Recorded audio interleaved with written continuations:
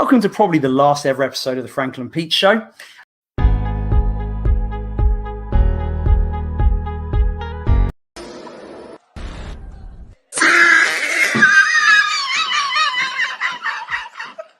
I'm originally from Essex, but I live now in Frisco, Texas, just north of Dallas.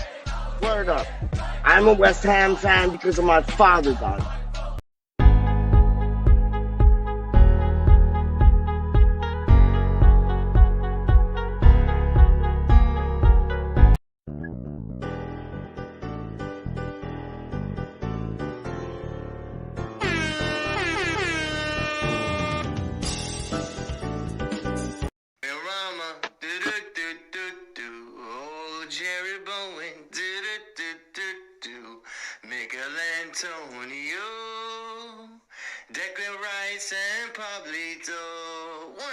Out of Swansea, and we're just chatting away, man, and all of a sudden, all the fucking windows came through in the train. It was about 50 bricks. So yeah, obviously it's me, Harry Kane, and I just want to say welcome back to WeStHaMRaNdoM, and obviously so welcome back to Football Unfocused with two legends in the game, which is Kieran and Clive. So yeah, obviously it's a big show that comes on weekly, and they've somehow I've got the gig to You already know who it is. But they have money. They have short arms. I tell you, their arms are these short. I want these guys don't even know what I'm talking about. Yo, Rice or Henderson? Rice or Henderson? Name me one name. Yo, you guys are whack.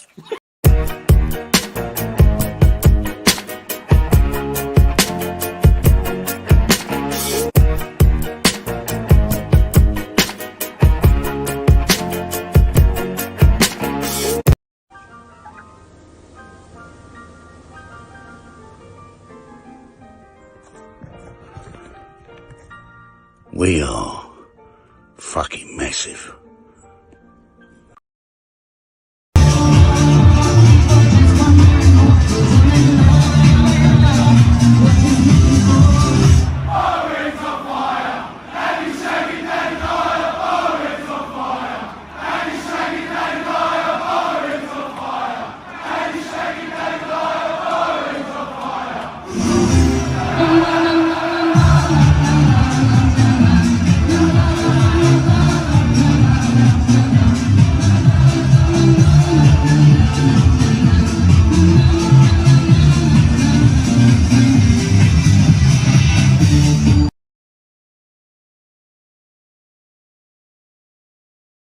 Pudgy boy, what do you say, my G? Yo, Peach, how are you, man?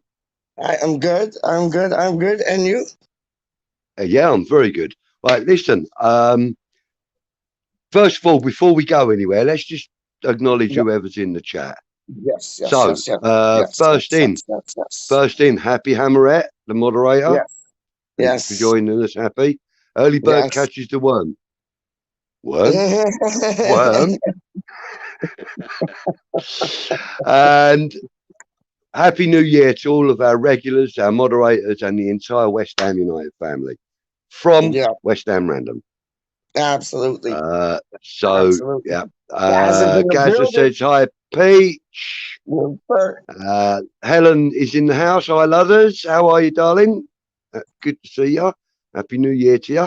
Gaza says hi, Happy. How happy are we today? We will be even happier after tomorrow when we've stuffed Palace. Yes. Gaza says hi to Helen, and Happy Hammerette saying hi, Happy New Year to you, Peach, and to each and every hammer out there, far and wide. Hammers and hearts. That's it. Hammers and hearts. What a name for a show. What a name for a show. Hammers and hearts. Love it. That's going on. Yeah. Thanks, Hammerette. Thanks for the inspiration. Hammers and hearts. But you know what? No, she has to be on it. She has to be on that show. Like, that is her show. She has to be on. That's Happy Hammerette's show. Like, she just made her own show up. we'll have to work on that one. It may be that it's a radio broadcast type thing. Yeah, I know. Hey, you know. Oh my days. That's great. Helen says, hi, Gaz. Fine, thanks. Hope you are too. Everybody's talking to everybody, wishing everybody Happy New Year. Beautiful. Darren's in the house. Good evening, Darren. Thank you for your call earlier, by the way, mate. Much appreciated. Put a smile on my face while I was at work. Yeah, get this, Peach. I had to go to work this morning. Got up at 5:30 this morning. 5:30 this morning I was up. I was in Little Hampton by 7:20, right? Wow. And I was out of the building by 10:30. There you go. That's how you do it. Get in, get out. And we plastered 26 meters of wall in 3 hours. Ain't bad going, is it? No. Took us. Smashed it. We did, the pair of us. Yeah, only like 3 years. He's only 3 years younger than me as well. So you know, we've done a good job. Hammerhead's in the house. Big up the Mandem, he says. Big up the Mandem. Everybody's saying hello. I'm not actually. Look who's in the building. Irish Tommy. Yes. Yes. Hey, Tommy, how are you, my friend? Not too bad. You're right, bud. Yeah. Yes. Yes. Yeah. How you doing, my son? You all right? Yeah, doing good. And you? Yeah, brand new, man. Brand new. New day, new year. Let's have it. Let's have it all. That's it. Go get it. Yeah, 100%. 100%. 100%, man. Tommy, I got to ask you, because like we rarely get you on this channel, and when we do, we're so happy. What's going to go on in January, my friend? Like, are they going to get it right? They have to. West Ham. But they have to. Yeah. You know, we've been caught out badly now by the injuries that we've had. We always knew the squad was thin and that, you know, we couldn't afford too many injuries. And unfortunately, we've had injuries to really key players, particularly at the back. You know, obviously losing Ogbonna for the season, then losing Zuma for, 2 to 3 months. Then Cresswell goes down with a chip bone. And all of a sudden, you know, Antonio's form just completely vanished. Didn't it ever? And all of those things, you know, combined, you know, to mean we were having a really poor December, really. You know, which could cost us at the end of the season. So, absolutely vital. It's kind of cost us before, isn't it? When we've, fluttered at the Christmas period. You know, we always seem to have rough periods around December time. You know.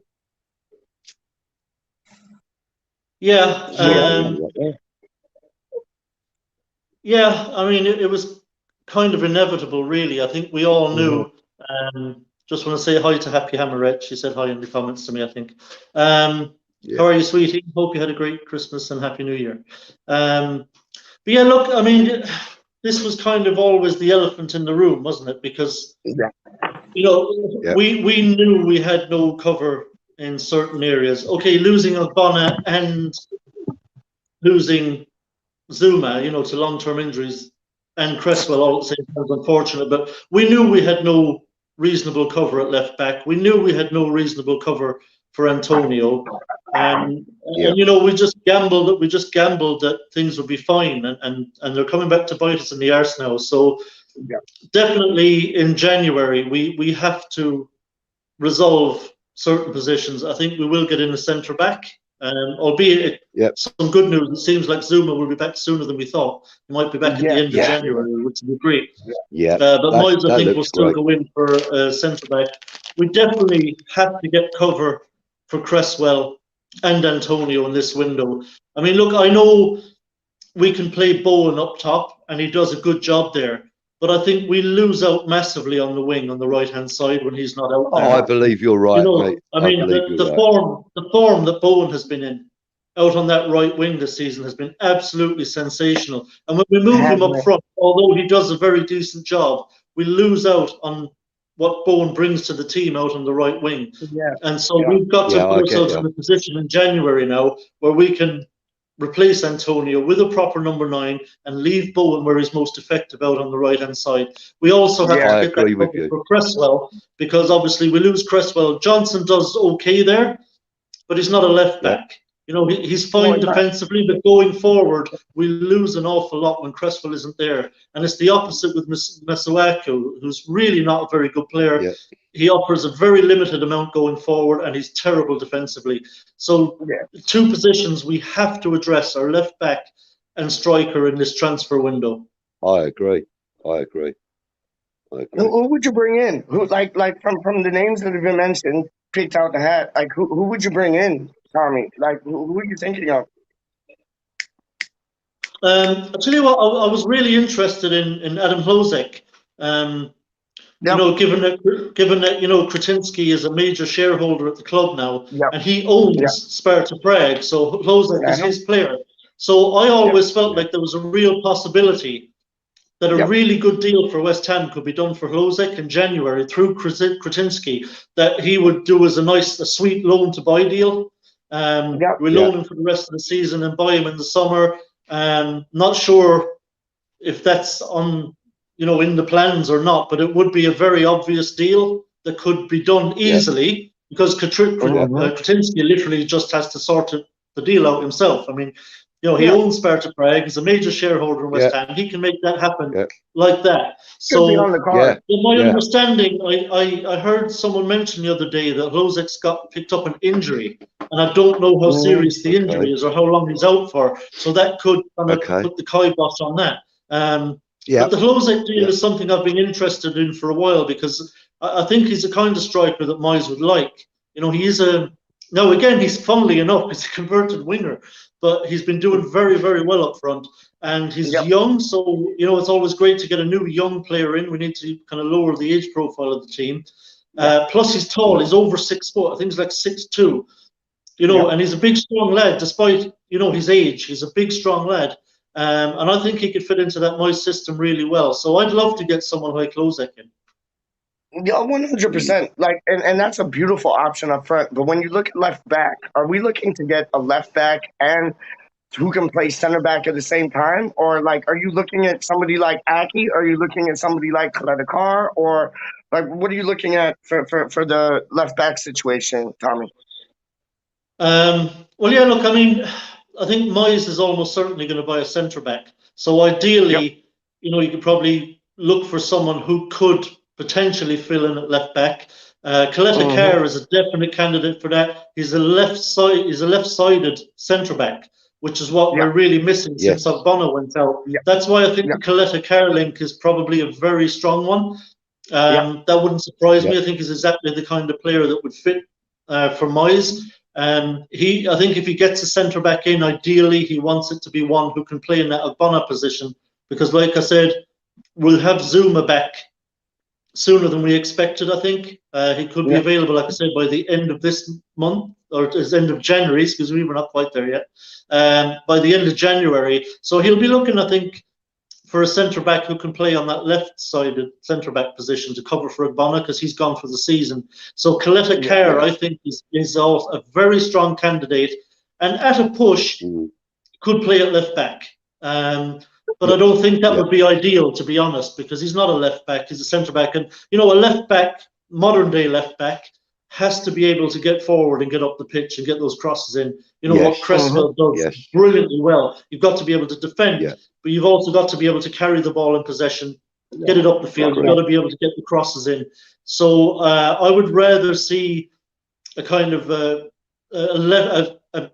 honest to high left back who can do that job when Cresswell is out. I agree with you. What would you even put Aki in the conversation or no? Look, I do like Nathan Aki. I think he's an okay player, but to be honest with you, look, I think as much as I love Ogbonna, and Ogbonna's performances are still really, really good. I don't want to see a stopgap centre back. You know, just a cheap loan or something like that. I think the time has come now where we have to expect that Ogbonna might start missing some real game time every season now. You know, maybe getting a little bit more injury prone now. I think we need to get in a really proper centre back who can challenge Ogbonna for that shirt and maybe take it off him. You know, someone who's younger, who's up and coming, who's coming into his prime. I wouldn't completely rule out a loan deal for a centre back, because I think that would probably be quite prudent of the club to do it that way. Get a decent centre back in on loan, you know, somebody from, I don't know, Real Madrid or, you know, Juventus or someone like that, an up and coming 23, 25-year-old centre back that they're not using on a regular basis, but they rate highly. Get them in on a loan deal for the season, see how they are with an option to buy. Bang, there's your replacement for Ogbonna. Well, there's a lot one way that there's a lot to be said for loan to buy deals. Like you say, it does give you that option. No, as long as it's a buy option and not obviously a commitment. Obviously, you don't want a commitment to buy. If you can get a loan deal where you have the option to buy at a set fee at the end of the season, obviously that's a great way to do business in January, because like you say, you can take the time, you know, you've got a few months to take a look at them, see what they're made of, and if you really like what you see, you know what you're buying. If you don't like what you've seen, you just send them on their way. So I'd be absolutely fine with that. But again, I don't want it to be just a stopgap, you know, centre back. I want it to be like a real quality centre back that could be the future partner of Zuma, who will really challenge Ogbonna for that shirt. So saying that, you're thinking that Kurzawa or whatever, you're thinking he's a bit too old then, yeah, Tommy? Who's that? What's his name, Budgie? Kurzawa? He plays for Paris Saint-Germain. The defender, you mean? Yes. Honestly, Peach, I would not even look at one whose age starts with the 3. I wouldn't go near him. I'd be looking, but equally, I don't want someone too young either. We don't need another project centre back. You know, we've already got Diop, who's still young and still learning, still improving, and we've also got 2 very promising young centre backs in at the club coming through the academy. So if we're going to go Elise and Baptiste, Elise and So you know, if we're going to get one in, again, I don't want it to be some stopgap. I want it to be someone who's in the mid to late 20s, who's already got lots of experience, who's in their prime or coming into their prime, like I say, who can potentially take Ogbonna's shirt from him. Yeah. That's a strong shout. That is a very strong shout, man. Very. Here's a good comment from Happy Amaret, actually. She says, Cabral is the forward for me now. I'm fixated on the bloke. Oh, God, here we go. More drooling going on. And I have him in my sights. See? Told you.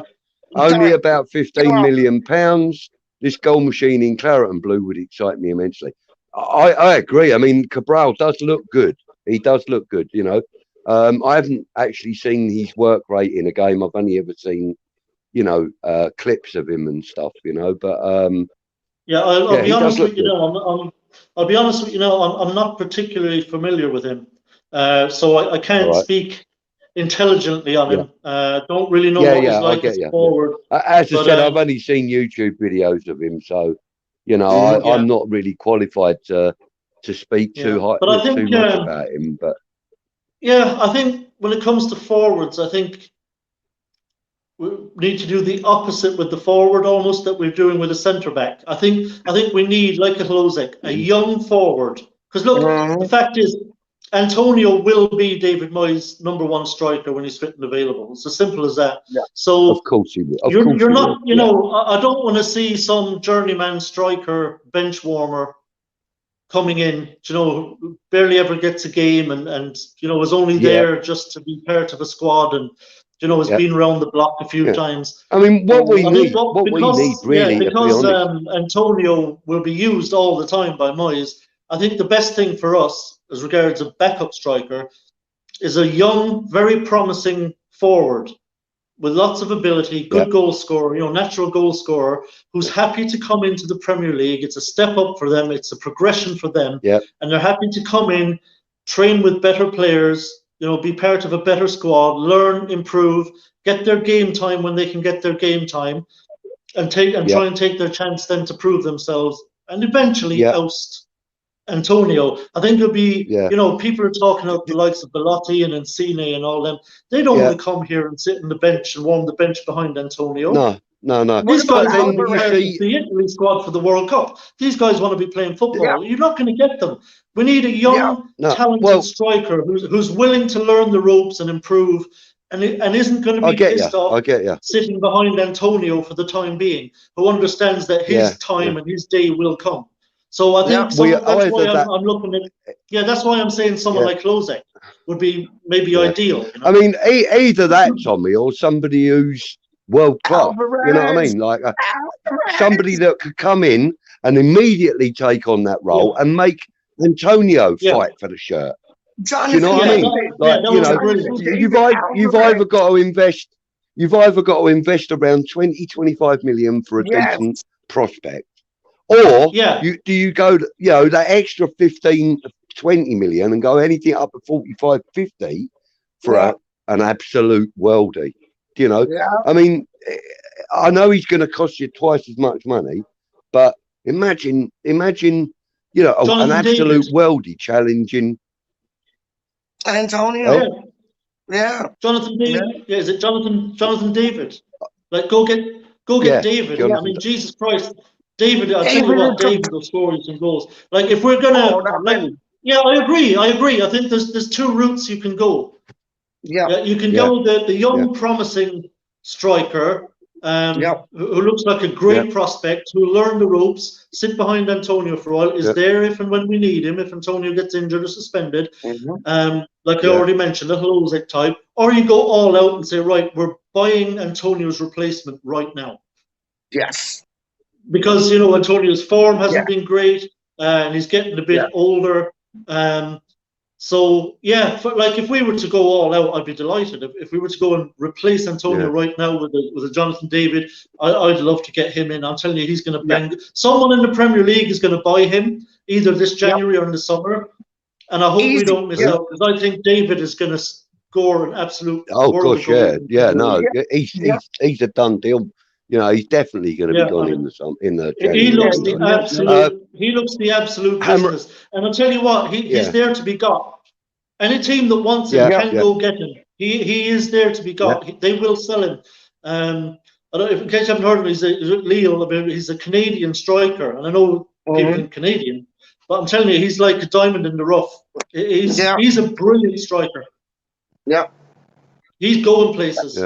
Hammerette says Jonathan Davies about 45 million. Can you see GSB stumping out that much on a player? If he's the right player, Hammerette, I reckon absolutely, because David Moyes is not gonna. No, he's not gonna just try and give them bargain basement players to buy, because he wants to build a club to challenge. So there is a good chance that, and it's not just GSB anymore. It's GSB and Kresnik. Is it Kresnik? Kretinsky. And Rob Newman. Rob Newman. Can't forget about Rob Newman. But Rob Newman's not the money man. Rob Newman's the man that brings he's the man that's going to be picking. He's the grabber. He's the grabber. He's going to have his eyes on certain players that he wants in. And he's going to get them. Darren wants to know, Tommy, can he get your thoughts about selling Yarmolenko, keeping Bowen and Antonio on the right, and getting a true striker? Yes. Keeping Antonio and Bowen out on the right, and then buying a true striker. I'd go with that. I mean, but then you'd also need Antonio's strength in the box as well at times, don't you? You need him to be in the box at times. There's certain times when there isn't another player on the pitch short of Ogbonna that have got the strength and the ability to hold up play. But do you? Like, you've got to have a player like that on the pitch. You have to have a player like that on the pitch. David no, but can. David can offer that. Gabby Gold can offer that. Yeah. Same. Yeah. What we really need okay, is so the next Didier Drogba. That's what we need. The next Didier Drogba. That's what we need. Someone that's going to be, you know, strong and powerful. You know, scoring goal after goal after goal. That's what we bloody need. Where did Peach go? Peach, where you gone, man? I want to show you something. Right, listen. I want to show you something. Keep your eye on the screen for a minute. All right? I'm sorry, Tommy. I'm just going to quickly show him a quick video. Go on. Yeah. What's up, my brother? Listen, just giving you a shout real quick.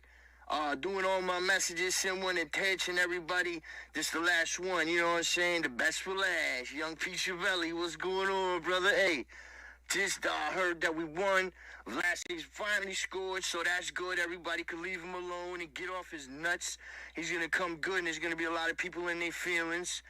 You know, hey, we hit a rough patch. That's what you do sometimes, right? West Ham hit a rough patch. Bro told me we dropped a couple games, but now we're back on the winning foot, man. I know you the voice of positivity, so don't let nobody get down, right? Tell them keep their head up and don't get fed up. You understand? Because we push for something and can't let up. You understand? Oh, shit, that rhyme. What about that? Whoa. Hey. Anyways, listen, you know how we do. We rhyme, we don't even mean to. That's the vibes. But, yo, much love, man. Show my love to everybody. Let me see if I could go through the names real quick. Of course, you. Peach, Athos, Bex, Uncle Wally, Uncle Kieran, Lawrence from Alabama, and they almost beat Auburn. Almost beat Alabama too.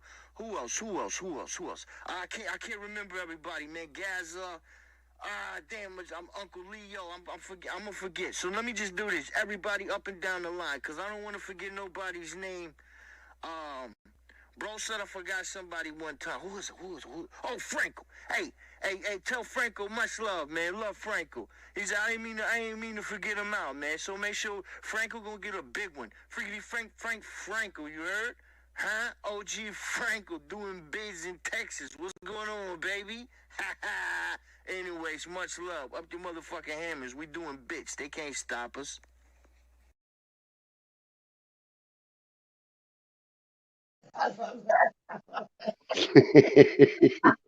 Little bit of artwork going on there, eh? What do you think? I like the fireworks. The fireworks are brilliant. Yeah, man. It's for New Year, isn't it? It's just for New Year.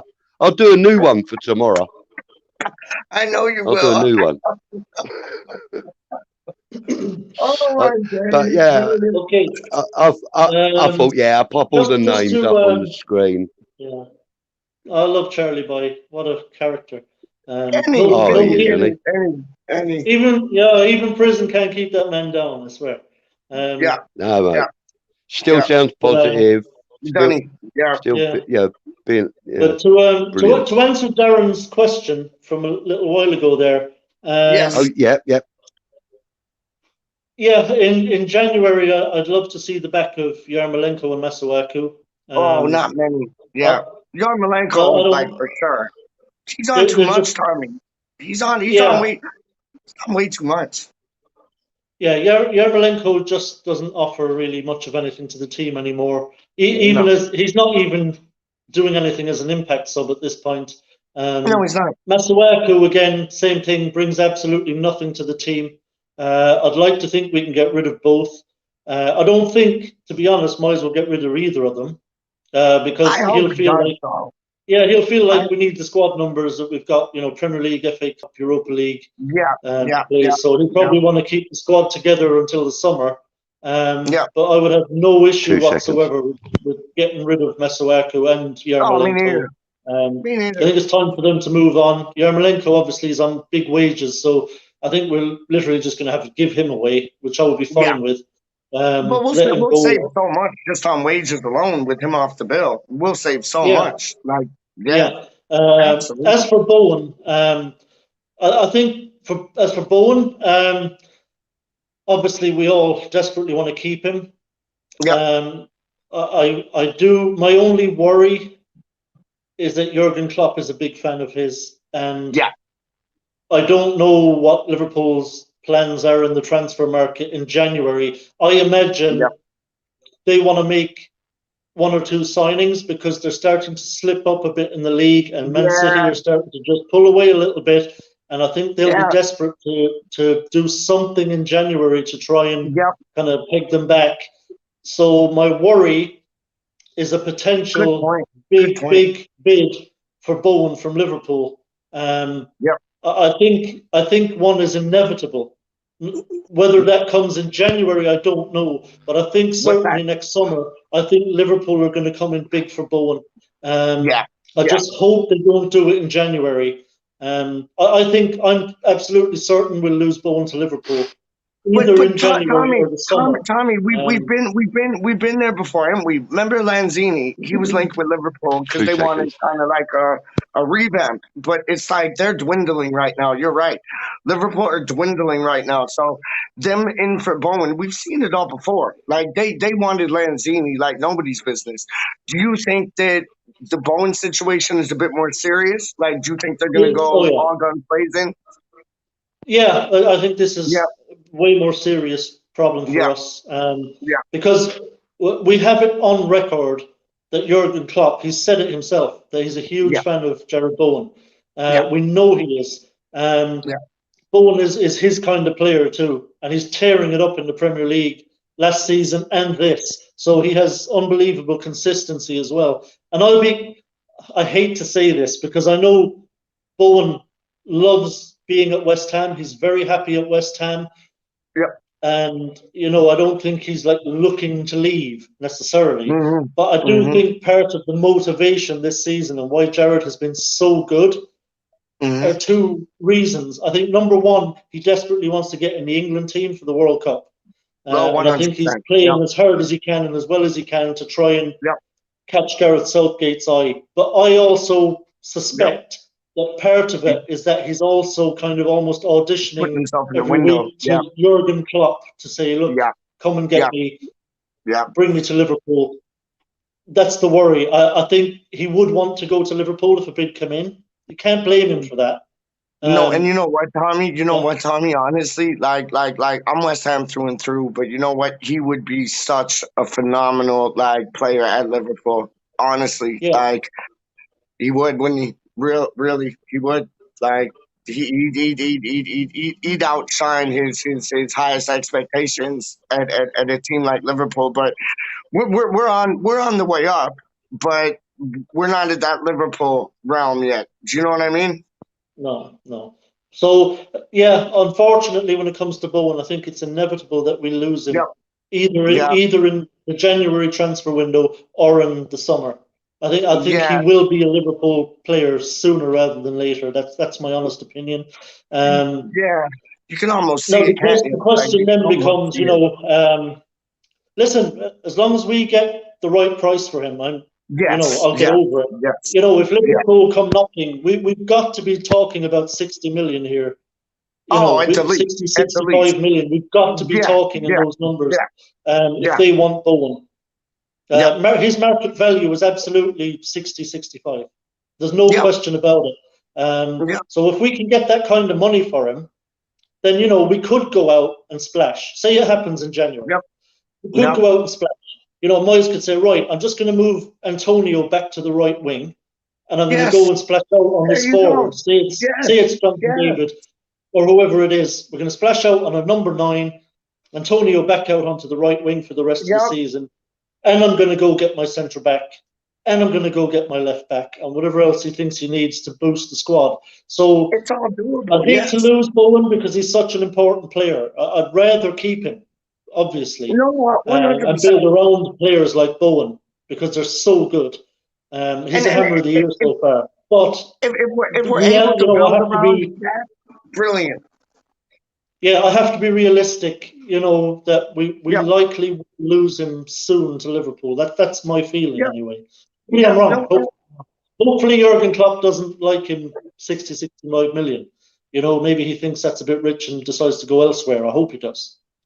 Do you see the vultures coming in for Rice in the summer? Yes, there will always be. interest in Rice. I think there's no question about that. There will always be certain teams that would love to have him on board. I think what helped us in the summer, and who knows, might help us again next summer in keeping him, is that last summer there were very few teams who were looking to really splash out on a DM. And the teams that were looking to get in a DM, it was a bit rich for them.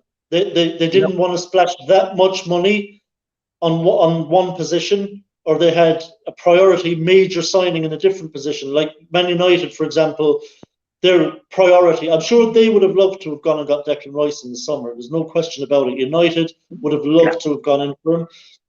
Oh, they need him. Yeah. But they desperately wanted to get Sancho in. That was Ole Gunnar Solskjaer's number one target, was splashing out on Sancho. So they had no intention of splashing out on. They had no intention of splashing out on Declan Rice at 100 million as well. I think next summer we might. Sancho's done not a goddamn thing, and it's like I understand the potential Sancho has, but it's like he hasn't shown it. He has not shown it whatsoever. Yeah. So I think next summer is going to be more of a struggle. I have a feeling one or even both of the Manchester clubs might actually feel like, okay, now is the time that we're going to really splash out on a DM. And that could be Declan Rice, particularly Man City. I think they don't care about spending. They spent 100 million on Grealish. They don't care if they have to spend another 100 million on Declan Rice. Oh no, they'll make it rain. They will make it rain, dog. Trust me. Yeah, Fernandinho was leaving in the summer. And if Man City's sights are on Declan Rice as his replacement, then our goose is cooked. That's it. We are losing him to City. They will pay the money. And that's my big worry. I'm not that worried about any other club. I don't think Man United are going to play 100 million plus for Rice. I think they'll go elsewhere and feel they can get a very good DM for less. Yeah. My real worry is Man City. I think Man City are the team that really could splash out on someone like Rice when Fernandinho retires. Like how you saying Bowen would fit into like a team like Liverpool? I could see Rice fitting into a team like Man City all day long. All day long. Imagine like him, Foden, and De Bruyne. You're fucking crazy. You are talking crazy. Like that's mad. Sorry, guys, sorry to interrupt. I'll be back in 5 minutes. I've got somebody here. So I'll talk to you. Do your thing. Okay. But yeah, no, I like Tommy. I could definitely see somebody like Rice fitting into Man City like he was there 2 years ago. You know what I mean? Like, honest. Yeah. But look, I'm spitballing here. I don't know what Pep Guardiola thinks of Declan Rice. I don't know if he rates him enough to pay 100 million. I don't know if any club, and this is where we may win out and keep Declan Rice beyond the summer. I don't know if any club wants him badly enough to pay that much money for him. I don't know. Yeah. We might be lucky in that we've priced him out of the market. There could be clubs, like Pep Guardiola, maybe, we don't know who the Man United manager is going to be next season. He might have no interest in Declan Rice or have no intention of spending that kind of money on him. So we might keep him almost by default. There might be clubs that would love to have him, but just don't want to have him at 100 mil, So, fingers crossed. We'll see. But the problem we have long term is that Declan ain't going to sign a new contract. I don't think he's signing a new contract. And we're coming. Tomorrow's 2022, and his contract is up to 20. Is it 24 or 25? And that's going to creep up on us as well. So we also have to make sure we get our value for him. It's all right keeping him, but Jesus Christ, we can absolutely never allow him to walk out on a free. No. Or have to tell him cheap late in his contract. We've got to get our money for him. So we're stuck in a little catch-22 here. As much as I hate to say it, if we could keep him till the end of next season, I think that would be absolutely perfect, and then get our full value for him. if we But can. you know what? I don't see anything wrong with us selling him in the summer because the money that could come in from that is selling him on a high. But like he might go to the World Cup, Tommy, and have a blinder, and we could sell him for even more than he thinks he's worth. So it's like if we're able to do something like that, it might be like transfer deadline day, summertime, get rid of him and get a lot of money for him and bring in some what you were saying, some youthful prospects. Not so much in the forward area, but like in the midfield to cover his spot and forward area. With the money that we could get for him, we could get cover in the mid, up front, and at back. Honest. Yeah, you can do a lot with that money if you're clever with it. Oh yeah. Yes. So we need to be very careful with Declan Rice. None of us want to lose him, but I honestly, like I said, I don't think he's going to sign a contract, an extension. Yeah. I really don't. I can't see it. We have to make sure we get our 100+ million for the guy, and at least then we can reinvest that money, like you said, and use that money to improve the overall team. Now we won't be able to really replace Declan Rice like for like straight away, I don't think, with someone as good as him, but we can certainly get someone in there who'll do a very, very good job, and improve other areas of the team as well, and make us an overall better team. So plus, of course, at the moment we've got this Rice-Souček kind of problem, about the dynamic in the midfield between those two, because Souček looked a different player with an actual sitting defensive midfielder in Mark Noble beside him against Watford. I mean, he was able to raid forward, get in the box. He scored a goal. He looked like the old Souček. Did he? Yeah. So the interesting thing will be against Palace. Obviously, Declan Rice comes right back in alongside Souček. So is Souček now going to be limited to just staying back and just coming up on set pieces, and go back to the Thomas Souček who's not as good as he was? Yeah. David Moyes has an issue there, and he's got to figure this out. There seems to be an imbalance there now. No, he does, and it's almost like when Rice went into the England squad, Southgate said, like, really, you can't cross that line. You are our defensive midfielder, and he played the role well. But Rice just wants to do everything now. He's a fox in the box. He's a box-to-box midfielder now, and it's limiting Thomas Souček's role, because you saw it when Noble was playing. And it'll be interesting to see the role that Rice plays in the game against Palace tomorrow. Yeah, just to answer Hammerette, Declan Rice was released by the Chelsea Academy when he was 14. They released him from their academy, and we picked him up. Rice didn't cost us anything. So imagine that, selling him for 100 million plus, and he didn't cost us a penny. Madness.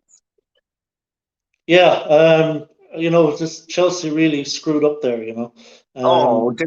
Yeah, but we've kind of done that in the past too, haven't we? Right, honestly. Yeah, I'll tell you what. Look, if we sell him in the summer to Man City for 100+ million, obviously we'll all be very disappointed to see him leave, because we love the guy so much. Bit of a cult hero for us. Absolutely. But I can live. But I'll tell you what, Peach, I can live with that. Yeah, I can live with that. I don't want to see Declan Rice anywhere near a fucking Chelsea shirt again ever. No. Him playing for Chelsea would fucking grind my gears so much. It really would. I just don't ever want to see him playing for them. So if we lost him to City, I like City. I can live with losing him for 100+ million to City. We'd be very disappointed to lose him, but at least we can reinvest the money. We'll have our targets in place. Behind the scenes, Moyes and other people will probably know a bit in advance that they're going to lose him to City. They'll have their plans in place, that these are the players we're going after. We just have to be careful not to get our pants pulled down, because you know what happens when you've got money and people know it. All of a sudden, the cost of their players goes up, because they know you've got cash to splash. So all of a sudden, the player who was 15 million euros last week is now 25 million. Oh, easy. And they just played the game. They know you have cash to splash. It's like they're gonna. Oh, well, we want this much, that much, that much, that much. Like, no, you're 100% right. 100% right. So what's it? And you know what? There are other defensive midfielders in the game that can do the bids. Like you saw the William Carvalho when we were after him. He couldn't have done the bids, never came through because our owners are shite. But like, yeah, like there's other players and there's young prospects. Like with you and your young prospect, like Holisek up front, we can adapt that thought to at the back and in the midfield. Like honestly, and I think that's the way to go. Yeah, and you know, Hammer is touching on it there in the comment that we do have to be realistic. We do have to be realistic about Declan Rice. Look, none of us want to lose the likes of Bowen and Rice, but we have to be realistic. You know, we cannot go into the end of next season, which will be the summer of 2023, with Declan Rice on the books with no intention of signing a new contract. Once the player gets into the last year of their contract, you're in a very bad position for bargaining for price. If Declan Rice is determined that he will not sign another contract, we have to sell him next summer. We just have to, if we're going to get the value for him. We have to get our 100+ million for him and move on. And listen, I've never bought into this mantra that any player is irreplaceable. Every player is replaceable.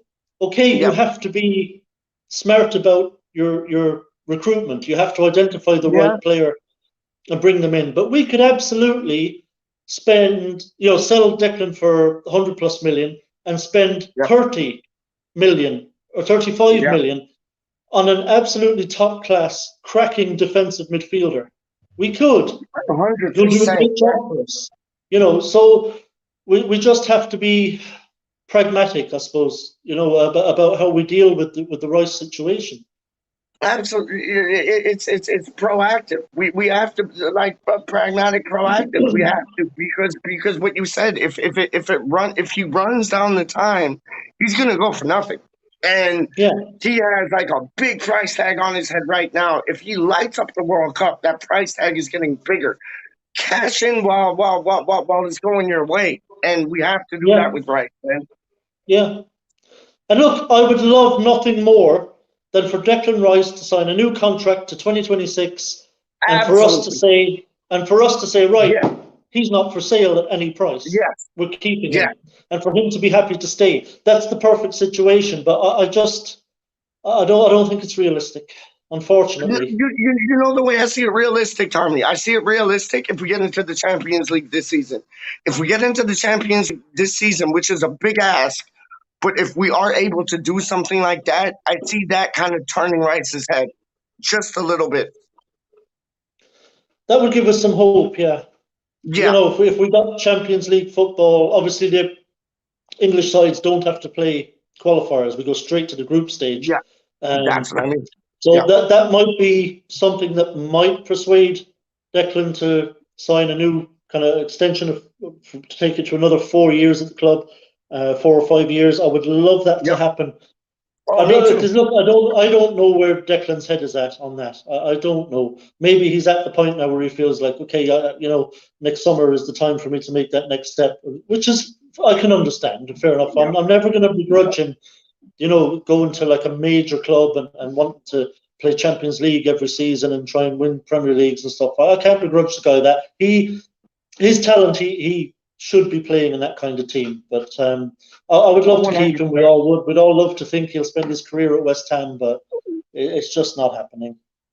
No, I 100% agree with you. I'd love for the boy himself just to have a brilliant World Cup and just be sitting on top of the world. Because if he does light this World Cup up in the summer, his price tag is going to go sky high. You're going to have almost every team in Europe wanting to buy him, and he's going to have to make a decision. And if we don't get in the Champions League, I don't think we have any clause in the stakes at all to like hold on to him, because he's going to look at these other clubs and saying they can offer me this, and this. I'm going there, and like we the Champions League at least, like a Champions League spot at least is in the making of us holding on to him. Budgie, what do you think about what Tommy and myself are talking about with, West Ham finishing in the Champions League spot to even have a hope of holding on to Declan Rice?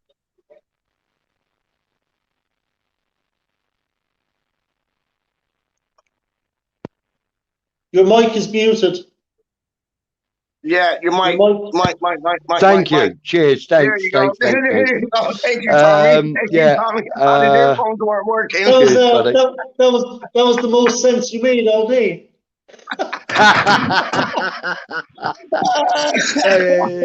Peach has lost the phone, lost the plot.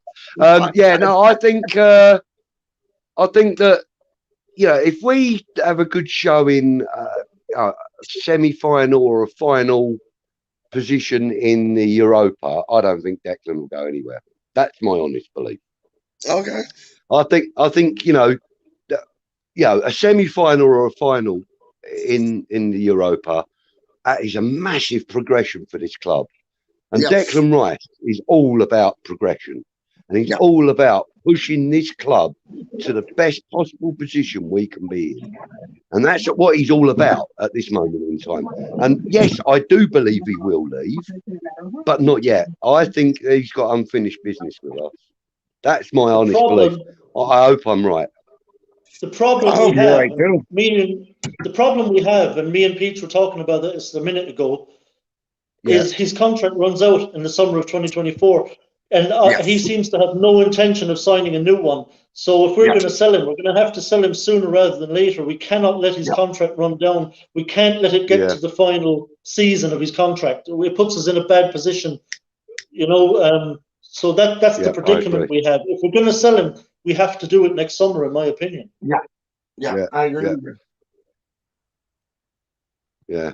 I mean, it's a tough one because, like, last night, Peach and I were talking, and we've discovered like a couple of websites that state that Declan Rice's annual income is only 156 grand a year, which is £3,000 a week, which is utterly ludicrous for a bloke. Are you able, Budgie? Are you able to pull that clip up on online, like so we can all see it, or no?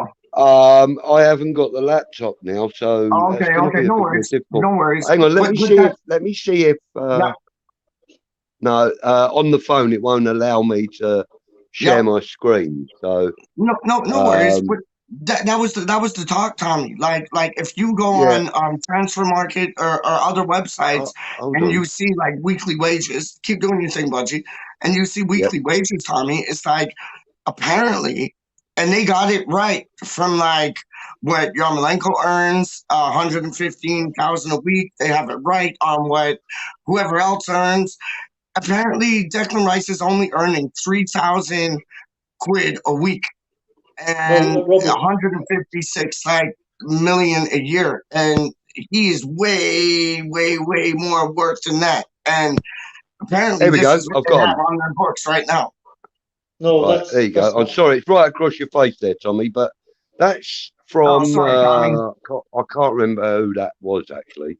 But that states that Declan Rice is on £3 a week, and it tells you that the Soufal's on, what is it? Oh, hang on. Just press the wrong button. Oh, come on. You sure that's current? I can't. That was June. That was June or July this year. Yeah. I was of the understanding that he'd moved on to 30,000 or something like that. Me too. Yeah, me too. And then Hammerette discovered this salarysport.com or something, and it states that he's now on 62 grand a week, which equates to 3,224. Sorry, 3,224,000. Yeah, that sounds a bit more like it. There's absolutely no chance. That does sound a lot more like it. No, there's absolutely no chance he's still on his initial 3,000 a week when he first came into the team. Not a hope. I know. No chance. I wouldn't have thought so, but it's just, as I said, last night we were saying it as well. No, he's making good money. He's making good money. The problem is, I would have thought. The problem is he's turned down 3 contract offers now, improved contract offers. So it looks like he has no intention to sign. We don't know what he's been promised by another club, do we? Let your contract run down. We'll pay X amount for you. We'll give you 200k a week. Well, no, look, they can't do that. They can't do that. That's tapping up. That is tapping up, isn't it? And there's no need for them. That is tapping up. Yeah. And there's no need for them to do that, because he knows his next move will be to a major club, and he will be getting, big money at whatever club he goes to next. He doesn't need to know the exact details. That those negotiations will be done at the time by his agent, but he knows he's getting paid by his next club, so he's not worrying about that. And Budgie, while you were away, Tommy was saying that, like, the next club Declan Rice goes to, he really, really hopes it's Chelsea. He really, really hopes it's Chelsea. That's what he was saying. Just saying. Well, I wasn't saying that, but Tommy was saying that. Behave yourself, will you? Fucking hell. I have kind of got some insider info on that, though. The fact is I don't think he's going to. My best guess is that he will be a Man City player next season. Yeah, it's really down to the ground. Yeah. You have to look at it two ways, right? I'm willing to put money. It's Chelsea. Is that who can afford him and who really needs him? You know what I mean? Do Chelsea really need him? No, but they don't need half the players they buy. No, neither do Man City. And then the other question is, will Chelsea pay you 100 million? And do they need him badly enough to pay 100 million? Of course they will. Look at their record. They sell David Luiz for threepence and buy him back for what was it, 40 odd million or whatever it was. And then they also sold Lukaku for £3 and got him back for 90.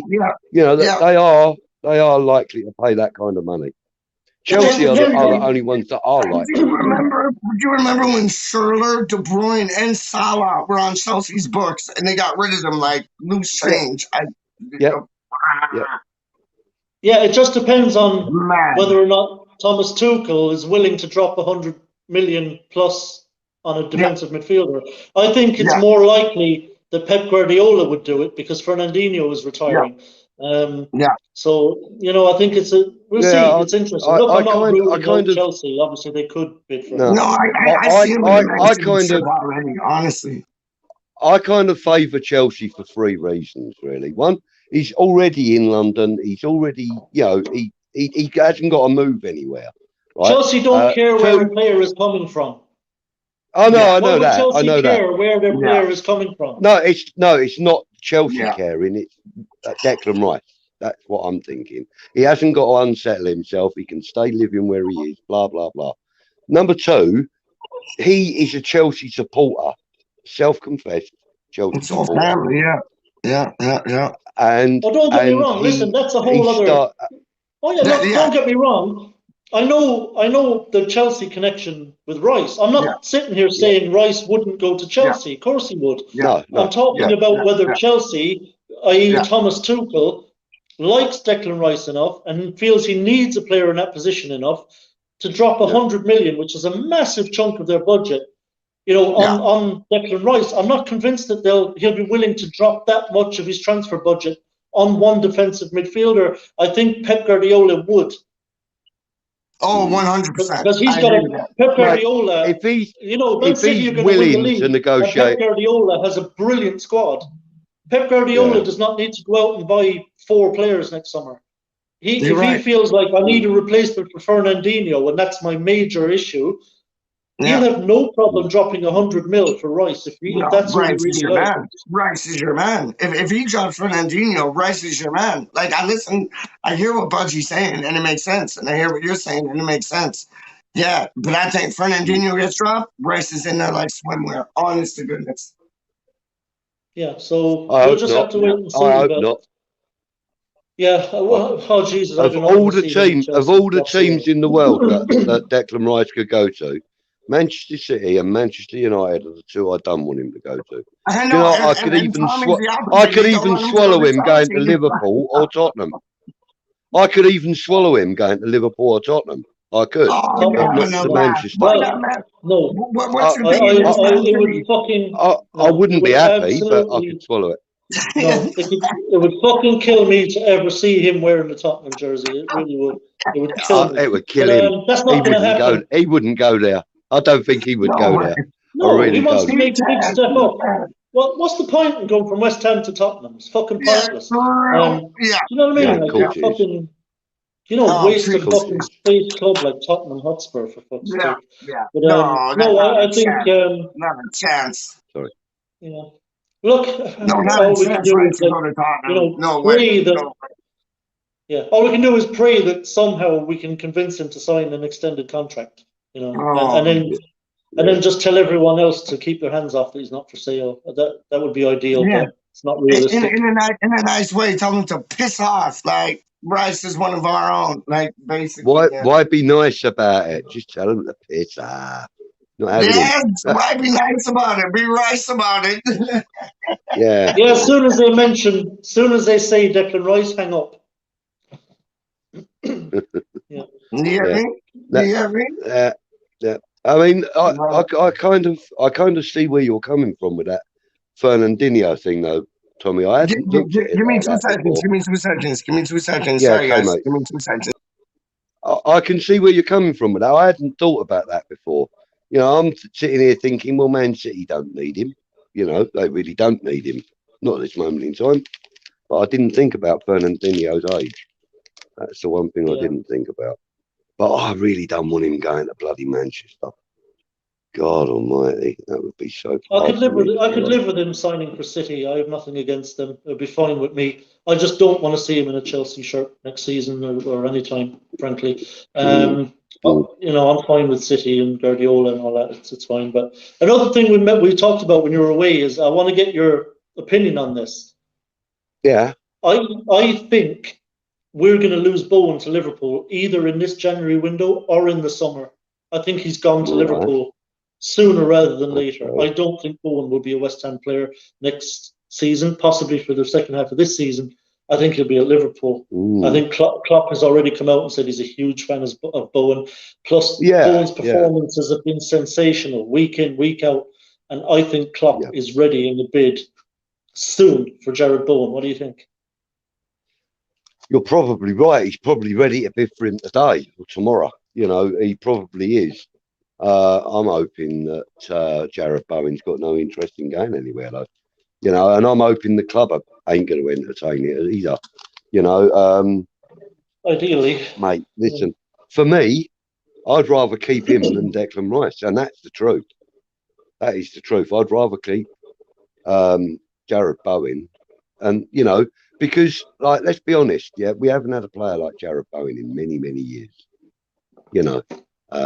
And he is sensational, and I think the last time we had a player that had any kind of clout, or not clout, but any kind of plaudits that Jared Bowen's been getting is Dimitri Payet. I think that was the last player we had that people were drooling over, and now people are drooling over him. I'm hoping that although, as you say, Liverpool are probably ready with a bid, I'm hoping that we reject it. I really am, because there's just no way I want him going to Liverpool. Not now, not ever. No, look, like I said earlier, in an ideal world, we get to keep Rice and Bowen long term, but I think, we have to be pragmatic, have to be realistic about these things. I think it will be very difficult to keep them both. I think we will lose them. The important thing when that happens is that we get the money that we need for them, and that money is reinvested wisely so that we can improve the team overall. So what kind of price tag would you put on Bowen if he goes in this window then? What kind of price we've got to be talking. If Liverpool were to call me tomorrow, I would tell them 65. Me too. I'll tell them 65 million. I was actually thinking of 60, but 65 sounds better. Yeah, no, I agree. 65. I think in the current market, and I think we have to squeeze Liverpool because we're in a position to squeeze them. We're not under any pressure to sell. He's not pressuring us to sell. He's not crying to leave. He's happy at West Ham. you know. So I think, you know, when the call comes, we can say, look, you're talking about our best player this season, you know, in Bowen. His performances have been sensational. Liverpool are slipping up a bit in the league. They need a boost. They need to boost that team and push on and try to get back up to City and challenge them and win that title. They're slipping behind City. And Klopp will want to bolster that team in January, I believe, in this window. We already know he's a big fan of Bowen. Bowen's performances have been sensational. Last season, he was excellent. This season, even better. So we're in a, he has a long contract with us. He's happy. We hold all the aces in this deal. And we can say, look, if you want Jared Bowen, who performs sensationally for us every week and who's on a long contract and is happy here, you're going to pay us 65 million. And we will not entertain anything less. If you want him, 65 million, that's the price. Otherwise, and if you want him for 60, because we're not negotiating on this. If you want him for 60, you can have him for 60, but we want 15 million in add-ons. Well, you can structure a deal whatever you want. I'd make any deal offer like that they made that's less than what I wanted. I would say to them, yeah, all right, but the add-ons, and then I'd put add-ons on so that it goes to more than my asking price, and then they would have to reconsider, wouldn't they? You know? Yeah, well, obviously, look, that's all part of negotiations. But my point is, they do not get him for a penny less than 65 million. It's as simple as that for me. I think that's absolutely his market value. I think his performances for Liverpool over his contract or contracts, however long he's there, would make him worth that money. He would pay he would owe them nothing at the end of it. I think they would look back and say, yeah, look, that was 65 million well spent.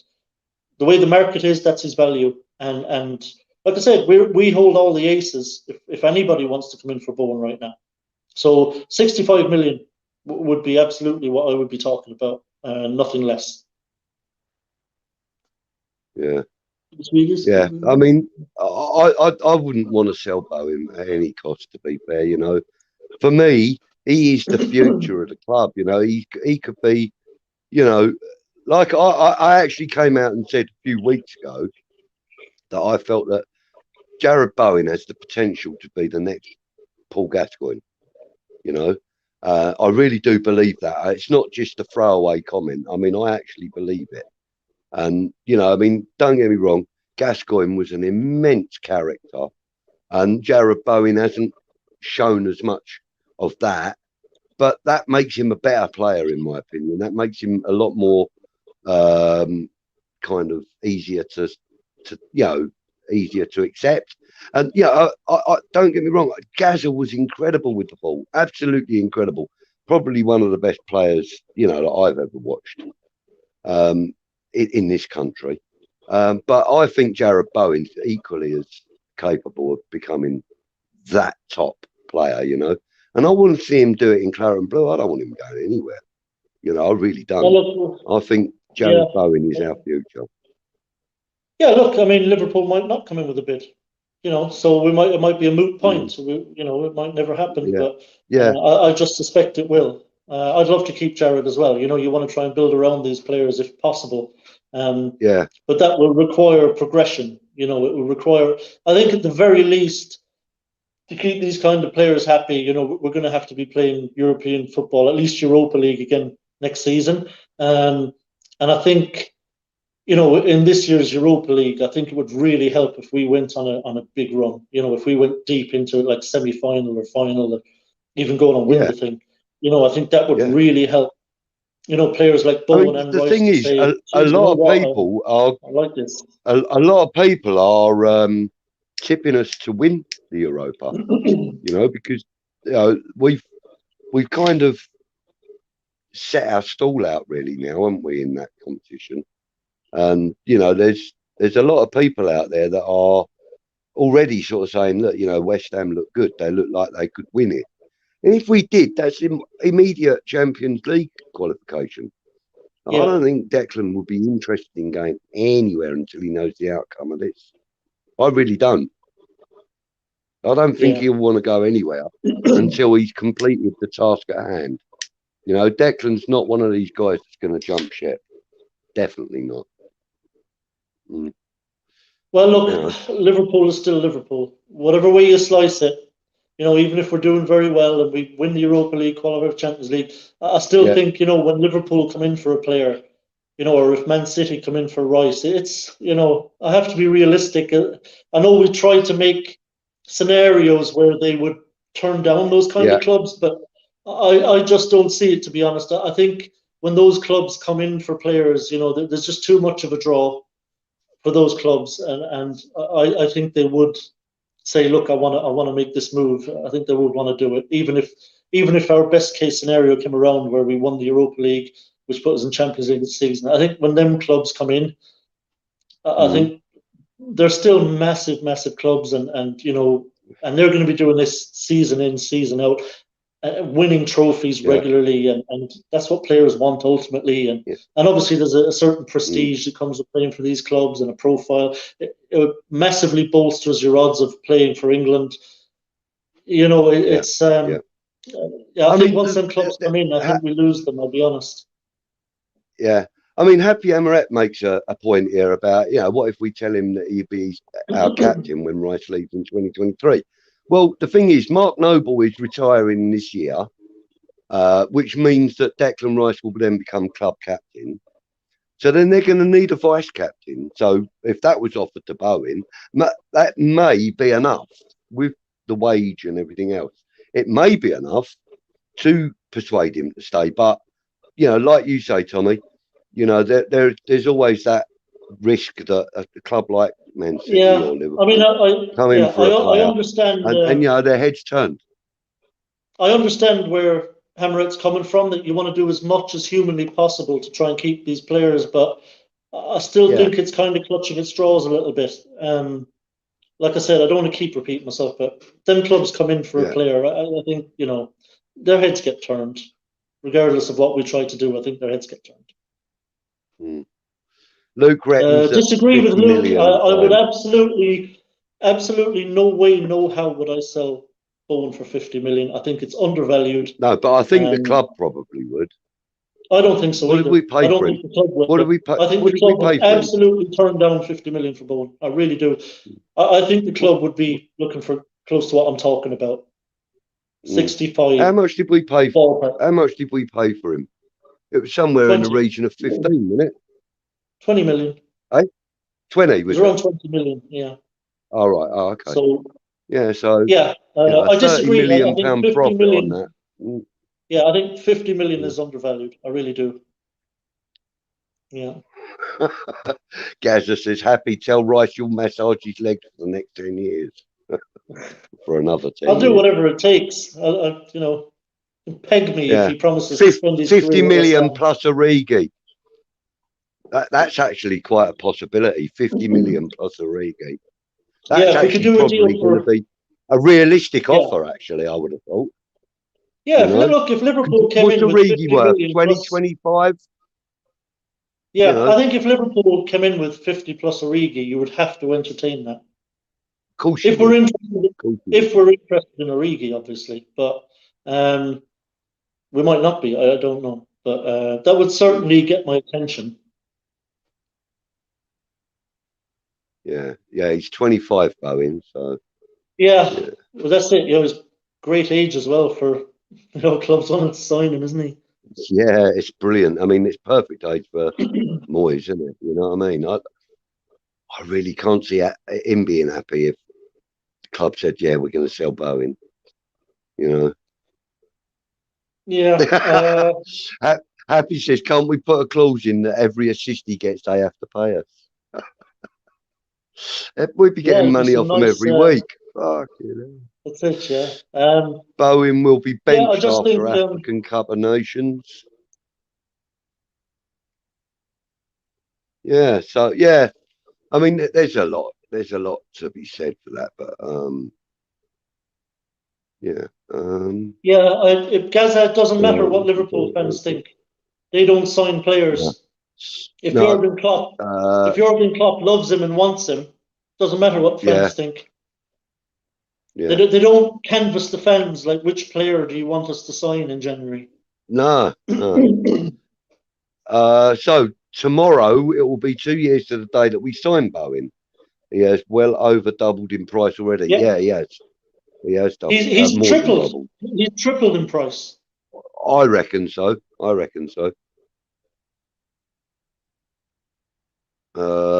Yeah, there was a comment just a minute ago saying that Bet365 reckon we've lost tomorrow's game. Did Man City really want Harry Kane? No, clearly not. He would have been there. Yes, they did, but they did want him, but Tottenham priced him out of their range, really. They weren't willing to pay what Tottenham were asking for, and so I think they just decided not to bother with it. Yeah. Actually, on this comment here, Happy, about, selling somebody from the starting 11, Fornals or Benny, I would have thought if it was either of them two, it would have been Benny. I don't think he'd be interested in selling Fornals right now, because Fornals is fast becoming a David Moyes type captain. So I'll tell you, captain's armband go there. Yeah, I'll tell you, it's an interesting thought from Hammerett, because I don't think Moyes is looking to shift either of them. I don't think he's looking to move them on in January. But if, for example, there were an interested club who just happened to come in with a very, very nice bid for one of them, I think he would really consider it. I think he would.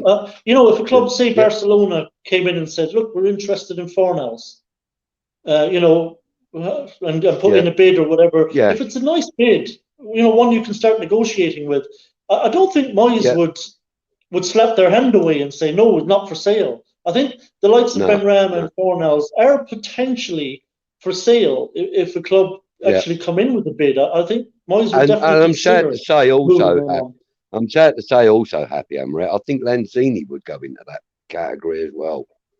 One of the, considered starting 11. I know he's not regularly started, but he's one of our starting 11 stroke players. I think he may even go onto that list of players that if we got a decent offer for, David Moyes would probably take. Hammerett asked about who would get the captain's armband if Rice goes, is it? Yeah, that's Cresswell. Sorry, I went past. Aaron Cresswell. It could be, or if Fornell stayed, I reckon he'd probably be in with a shout for it. I think he'd give it to Cresswell. I think Cresswell's been with the club a long time. Bear with me for a second. There's somebody at my back door. There's somebody at the back door. Be 2 seconds. Go ahead, mate. Go ahead. 1 sec. Hammerett. I would give it to Cresswell. Moyes might not. I don't know. It could go to someone like Ogbonna. Obviously, been at the club a long time. A senior kind of player at the club. Ogbonna would be potentially someone who could get it. Your idea of handing Bowen the armband is a very interesting one. But I worry that the likes of Cresswell and Ogbonna might think, oh, what's that about? He's been here a couple of years. We're kind of stalwarts now at this stage. So I don't know if that would go down well with them. I think Cresswell and Ogbonna could live with it if one of the others got it and they were vice captain. So I would say Cresswell captain, Ogbonna vice captain next season if we were to lose Rice. And obviously Noble would be retired. So that would be what I would do. Like you said, he could give it to Bowen, but I don't think that would be a particularly popular decision among the squad. I think Cresswell and Ogbonna deserve to be captain and vice captain at this point. So that's what I think Moyes would do, and that's what I would do. I would give it to Cresswell with Ogbonna as vice captain. Good afternoon, Luke. Good afternoon, ladies. We all right?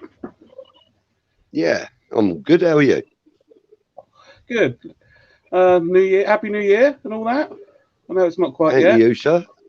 No, and let's hope we wake up tomorrow morning and David Moyes has signed 4 or 5 players. I'll tell you what, though.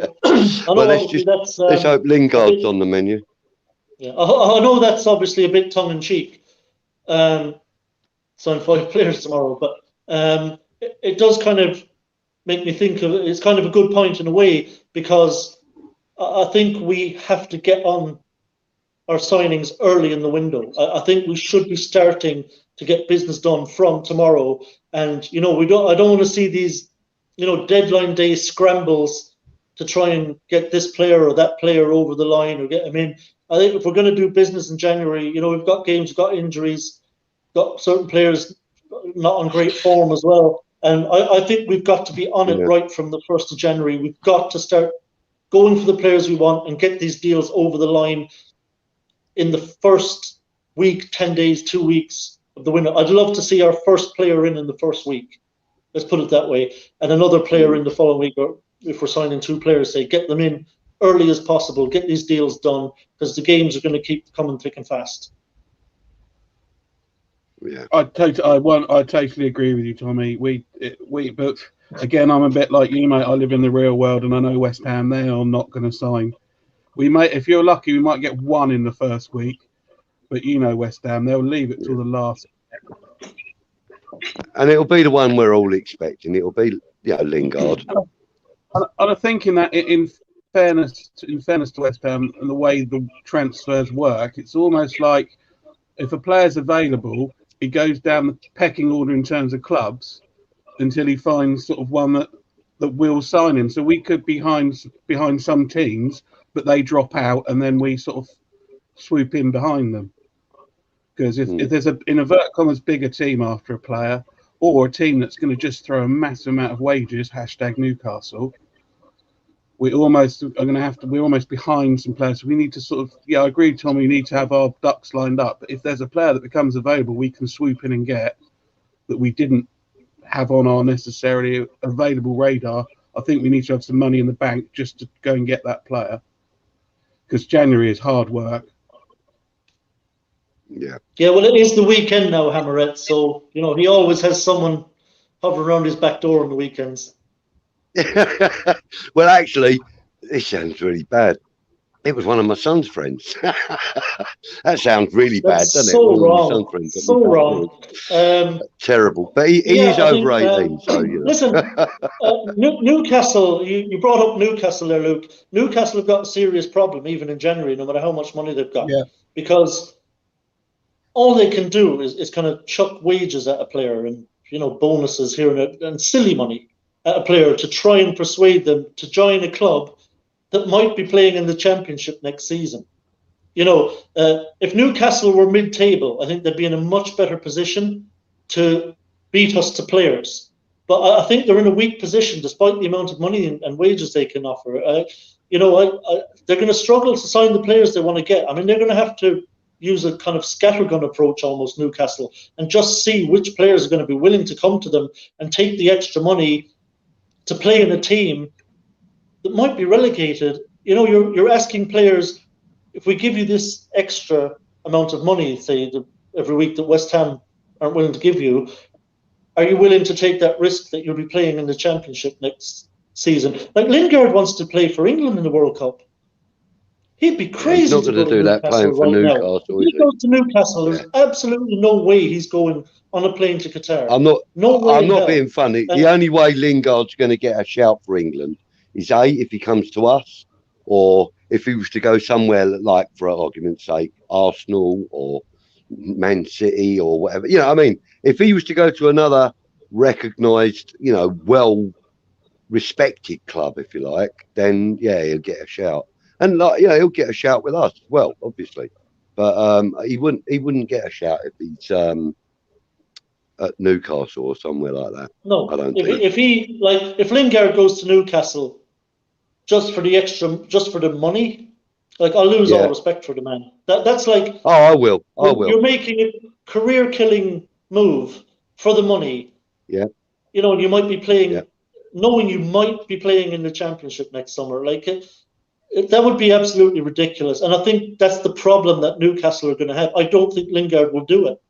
I think if it came down to play for West Ham for 100k a week or play for Newcastle for 250k a week, I think he comes to West Ham because I don't think the man needs the money. He's made plenty of money. 100k a week is a lot of money still to be making at West Ham. And it gives him, he'll be playing week in, week out, and he knows it gives him a real opportunity to force his way into the England squad if he plays well enough. He goes to Newcastle, forget about it. He's going to be playing in a team that's struggling, that aren't winning too many games, picking up his paycheck every week with absolutely no chance of playing for England again. And again, the possibility that he'll be playing fucking championship football next summer. I don't think Lingard or a lot of other players are going to be tempted by the money to put themselves in that position. I think if the question is 100 grand a week or 250 grand a week, as you just said, which none of us know what it's going to be, but if that is the choice and he chooses the 250 grand a week, you can't blame him too much, can you? No, it's up to him. If he wants to take the money and torpedo the rest of his career, he can do that. But that is a hell of a decision, isn't it? 100 grand a week compared to 250 grand a week is like. I don't think it's as big a decision as you think. Yeah, but if you put that decision like this, Luke. Listen, Lingard has been at Man United for many years, his whole career. He has made millions and millions and millions of euros, and if he comes to West Ham, he'll make a few more million. He will have other things going on outside of football with his investments and whatever he's doing with his money. Yeah. Money will not be the primary factor for Lingard at this point in his career. His primary factor now is, can I somehow get myself on that plane to Qatar? And the only way he does that is by playing at a team like West Ham week in, week out, and performing really well in the Premier League, in the Europa League. Yeah, getting himself noticed. He just going to Newcastle makes no sense to Lingard right now, even at 250k, whatever it is they're going to offer. I don't disagree, mate. But we do have to be aware that, as you stated earlier, football's just so full of machinations and backhands and blah blah blah. I mean, the thing I think it is for Lingard, Luke. I think the rumours are he wants to stay in Manchester until the summer. So if that is the rumour, then he's completely written off his chances of the World Cup anyway. Surely. Yeah, I guess. Thought so. Yeah. I mean, what I think, the options for Lingard really is, as you say, let's use the 100,000 against 250,000 as the scenario. Benchmark. I mean, he's got to weigh up. Does he go to Newcastle for 250 grand with the risk of ending up in the Championship and not getting noticed for the England squad, or does he fulfil a lifelong dream for 100k a week and get considered for the England squad?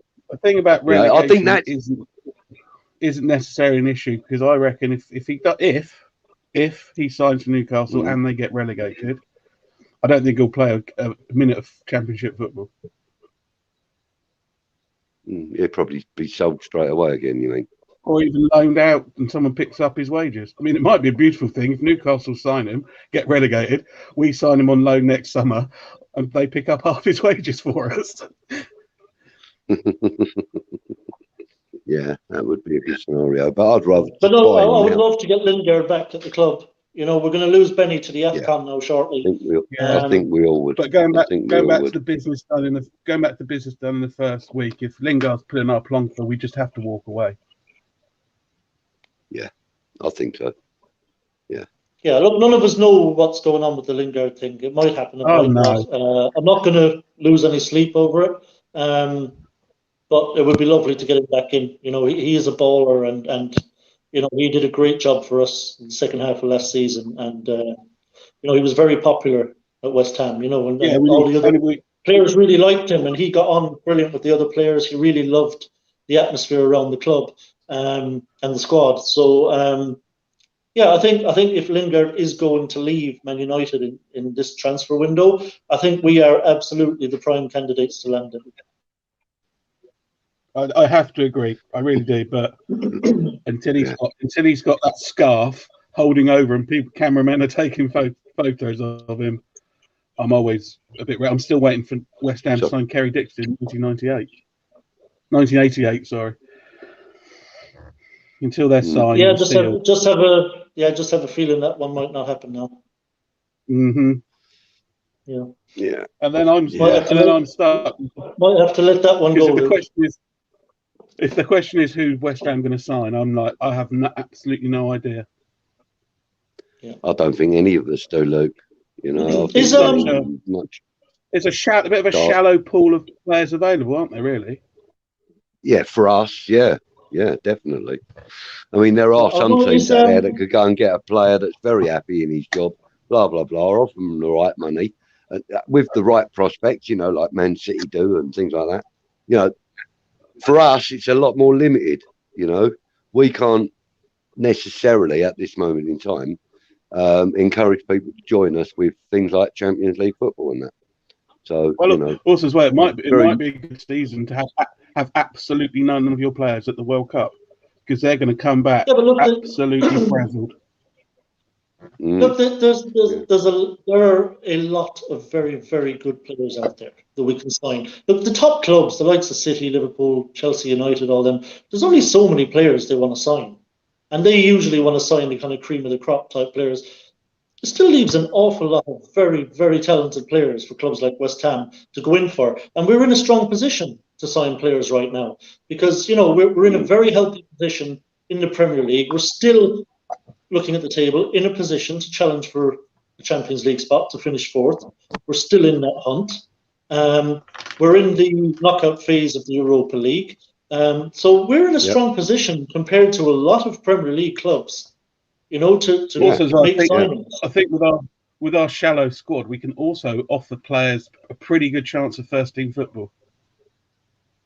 Yeah. Yeah, well, that's it. Yeah, exactly. You know, we can offer, like say, first team football and a very good team and good scoring places. And so, you know, we're in a good position of strength. You know, we haven't been in a position of strength this much for some time, for a very long time actually. Yeah. When it comes to attracting players to the club, we have a much higher profile now.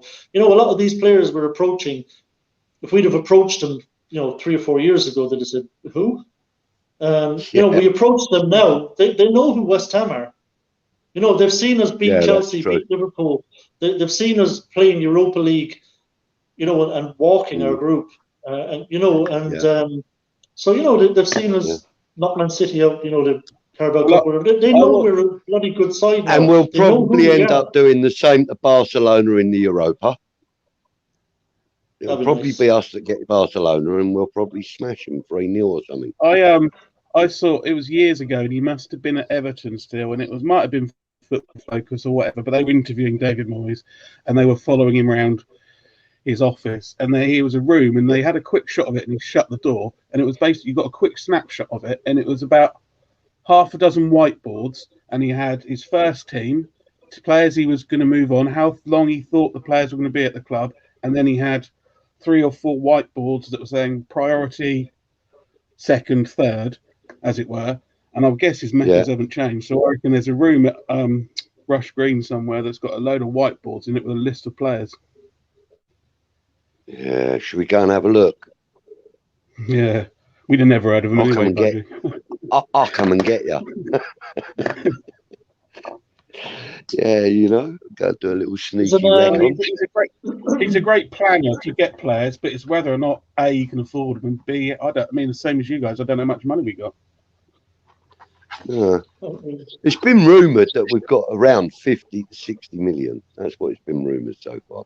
Oh, the cat's having a go. Look, cat wants to get in on the act. Yeah, we don't want the single eye. We don't want the single eye end. This is Reba. Isn't she a beauty? Oh, yeah, she is. Lovely. There you go. There you go, lads. A bit of pussy on a Friday afternoon. There you go. I just seem to attract them. I do like the ginger. Oh yeah. Okay. Well, there you go. Each to his own. Yeah, that's it.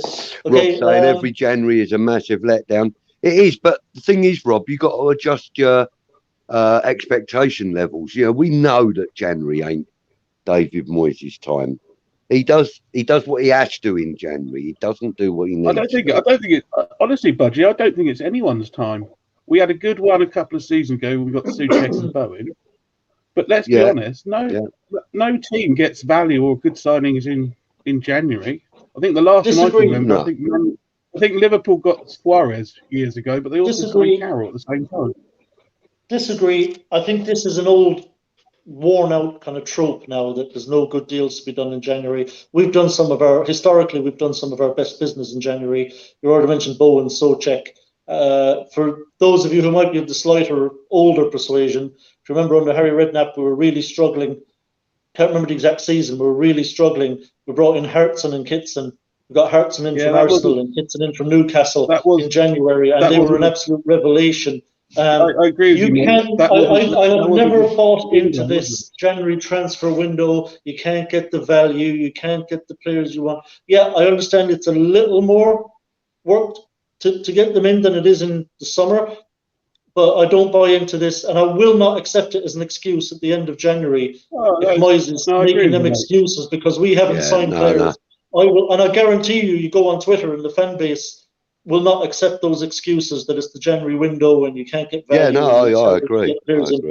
I think it's bollocks, to be completely honest. I think you absolutely can go out and get players you need in January, and I think you know, and we have to go and do that. I will not accept those excuses at the end of the month.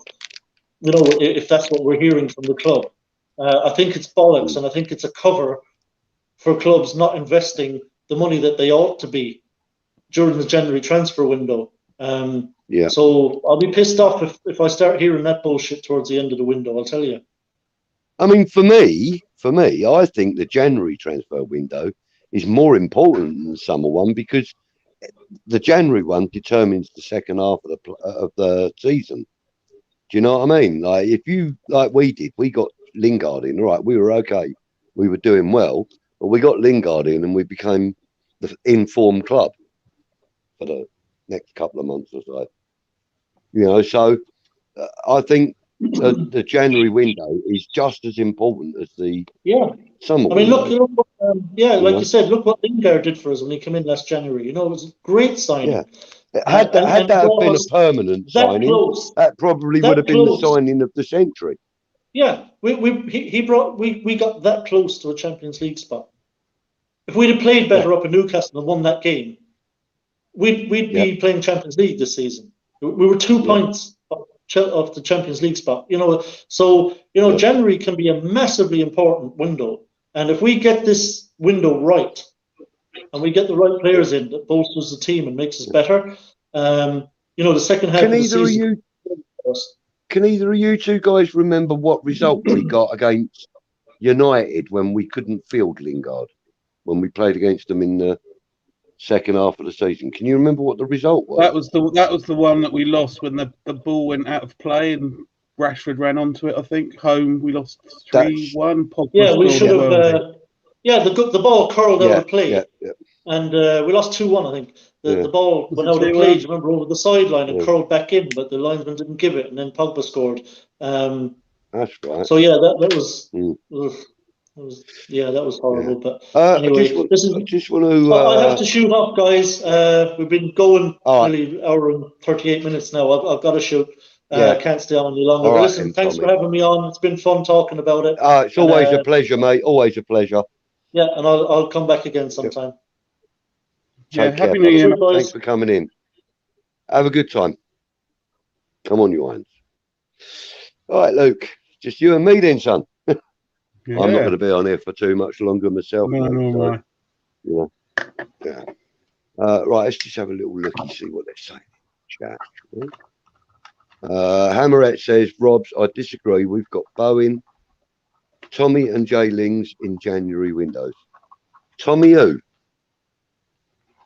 Tommy who in the window?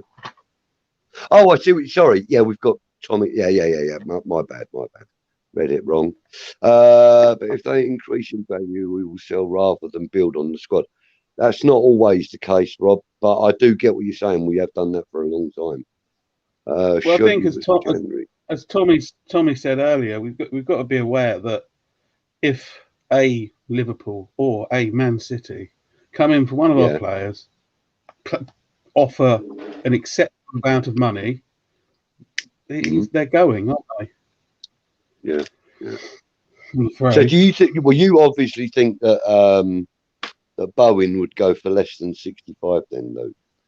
I think if everything's about machinations, as you said about earlier, sell-ons. But if Liverpool come in and say, here's £50 million in cash tomorrow, rather than we'll pay you X over a few years. I mean, that's one of the reasons why I think a lot of those players went when we went with Joe Coles and all that went, because that was money up front. They paid all of the money up front. So yeah, if we can get 65 million over 3 years or 50 million now all in one, it's difficult, isn't it? But I think if we can wheedle a player out of Liverpool as part of it, Origi, for example, I think 65 million is about his value. But I don't know what value is, because as someone said in the chat, what's his name? Maguire went for 87, and we signed Craig Dawson for 2. I think probably Maguire is a better player than Dawson, but it's not that much. It's not 87 million. There's not a great big gulf between them, is there? Yeah. So when people say this guy went for that, well, that was them, and that was 2 clubs at the time. So I think I really need to use the loo. Peach, what are you doing, man? Peach, what are you doing? You're making loads of Dalek noises, man. Gonna remove you from the stream. Get yourself sorted. Right, Oh, fucking, I'm really busting to go to the loo. Bear with me a minute, Luke. Hang on, let me put a comment up for you so that you can chat about it. There you go. Discuss that, buddy. Right.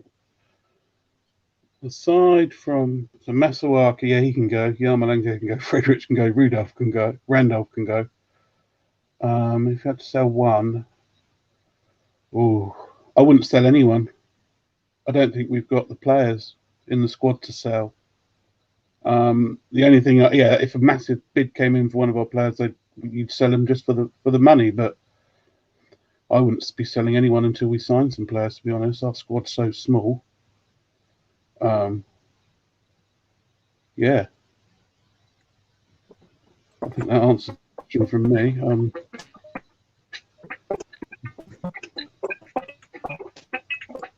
Oh, Peach.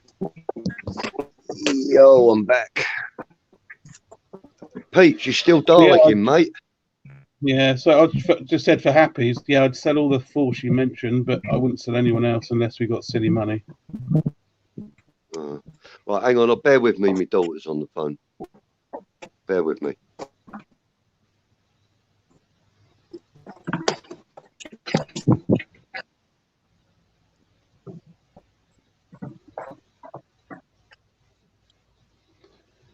Yeah, I'd sell Diop. Yeah, Happy, but then you've got to sign someone, unfortunately. Why is it? Hold on. No. Here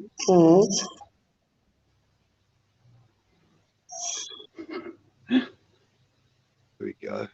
Right, I'm back. Sorry about that, guys. What are you doing, Peach? No, you're still Daleking, man. Can't hear a word you're saying, buddy. Can't hear a word you're saying. Oh my God. That was awful. Shouldn't have done that. I'm in the library. Sorry, Dalek. You're where? No, Nah, it's not working, man. It's not working. Not hearing nothing. Not hearing. All we're getting is.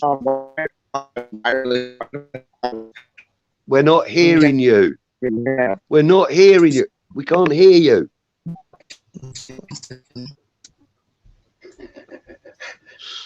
Fucking blokey. Can't hear you. Oh, bringing in a couple of loans. Yeah, I reckon we're probably bringing some loans as well, Gaza. Let's see what Hammeret's saying. I have a really bad feeling about Creswell. What if he's out for another 2 months or so and doesn't get back to his usual greatness?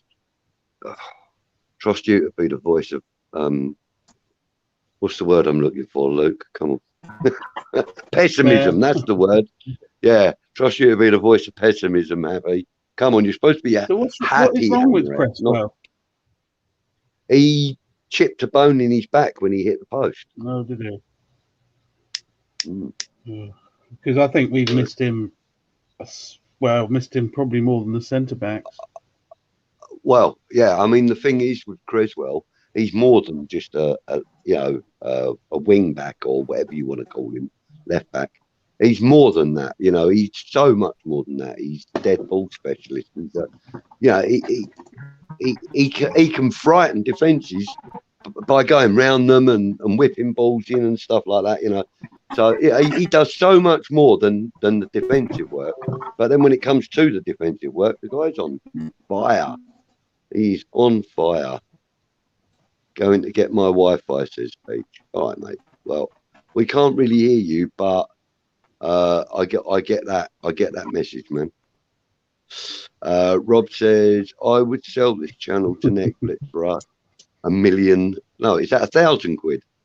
Oh, that's 1,000. Oh, yeah, that's 1,000. Too many zeros at the end. You'd sell this channel to Netflix for 1,000 quid, mate. I want 1,000 quid a week if we're selling this channel. Isn't it, Peach? Yeah, he's completely gone. He's just gone, man. What are you doing, Peach? Come on. Get yourself back in here properly. Let's put the layout back the way it was. There we go. Right, so Peach has got his Liverpool hat on. Happy Emirates says, in an ideal world, I'd have Cabral, Ake, Johnson, and CC, please. Who's CC? Collect a car. Collect a car. Yeah.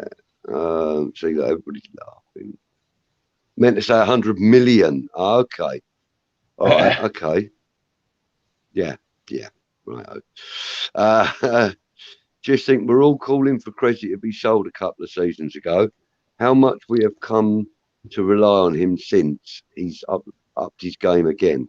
That's true. It is true. I mean, well, not all of us. I mean, I've never asked for him to be sold, not personally, but I do hear what you're saying. A lot of people have. Yeah, it's kind of a strange one, really, isn't it? You know, it's where's that then? I think the fact we haven't got another left back at the club's a bit mind blowing. Yeah. I mean, okay. Someone like myself might say, "Oh yeah, but we've got Longello and but that isn't a decent enough alternative." Do you know what I mean? He's only young. You know, it's going to be a lot of pressure on him, so on and so forth. You know, we actually need a left back. We need a left back. Yeah, and this problem's been 2 years in the making, hasn't it? Yeah. You can't expect Cresswell to play every game. No, of course not. Gazza says, yeah, Budgie, how many players do you reckon we need? Listen, I think we need probably 5, but I reckon we'll get 2 if we're lucky. I think we need 5. We need a striker. We need at least 1 centre back. Let's call it 2. We need a left back. And I think we also need somebody out on the left wing as well. Somebody else for out on the left wing. Because if Masuaku goes, and we all know that he's not good enough, none of us want to keep him. You know what I mean? If he does go, we're going to need someone to replace him with as well, because what he does is important to us, you know? Masuaku won't go in January. No, he probably won't. He'll probably be There's no point, is there? No. And to be fair, his game's getting better and better at the moment. You know? We need bodies, don't we? So until we sign some players, I wouldn't be selling anyone. Yeah. I reckon we need 5 though. Yeah, as I said, chances are we won't get them. Chances are. Well, maybe I think we need 5 outfield players, and we need to sort out what we're doing with the goalie. I think we need to either tie Areola down to a permanent deal in this window, or we go and get another keeper to replace Fabianski with. You know, because Fabianski will go at the end of the season, won't he? I think so. Let's get to the point now, isn't it? Really, he's 30, whatever it is. But another year might I haven't got a problem if they do it for another year. I don't think he's not. No, me either. And even if level. even if he does sign Areola and perhaps even another goalkeeper, that hypothetically speaking, there's no reason why he shouldn't extend Fabian's contract for another year and get him into the coaching role over the next few months. Just bear with me a second. I'm just going to open the door. 1 second. Yo, how you doing? All right, bro. I've just dropped my fucking Rizzlers everywhere. So there's no reason why we shouldn't, we shouldn't be able to go out and get a decent keeper if Areola's not going to stay. But I want him to stay. I'd like him to stay. Yeah, I think he's shown. I think he's shown enough. You sign him in January, though. That takes 15 million quid out your January budget. I suppose it does. Yeah, but then what do? You just put off that until summer. Why not do it now? Why not satisfy the needs of the club earlier rather than later? I don't. I do understand why it won't happen in January, or why it might not happen in January, but I kind of think, it's business we're going to do. Let's get it done. Do you know what I mean? No, I don't disagree. Don't disagree, mate. I just don't think. I really don't know how much money we've got and how much we're going to spend. Yeah. All right. Well, look, I'm going to wrap this up now. It's almost 4 o'clock. All right, and Luke. Okay, mate. Well, look, thank you for coming in. Happy New Year. Lovely chatting with you, buddy. Happy New Year to you and your family. Have a great weekend and take care. See you soon. Take care. Cheers, bud. All right, mate. Take care. Ta-da. Bye. Right. So, just wrapping up then. Nice one. The crux of it is that tomorrow the window opens. It's going to be cold, but the window will open tomorrow. And I think we probably won't do any business in the first 10 to 15 days of it. But if we do, it'll be Lingard. And if we don't do Lingard in the first 2 weeks of this window, we're not going to get him. That's just my personal opinion. Obviously, I would like us to get Lingard because that would kickstart a little resurgence in our performance levels, I think. Anyway, take care of everybody. Everybody have a good time tonight. Stay safe. I'm not going to do what Russ says and wash your hands and all that because I don't bloody believe in it. But everybody stay safe. Don't get too drunk. Don't go falling over and smashing your ankles and your faces up and all that nonsense. Have a great new year. See you in 2022. Take care. Have a great time. Come on, you Hammers. Be good.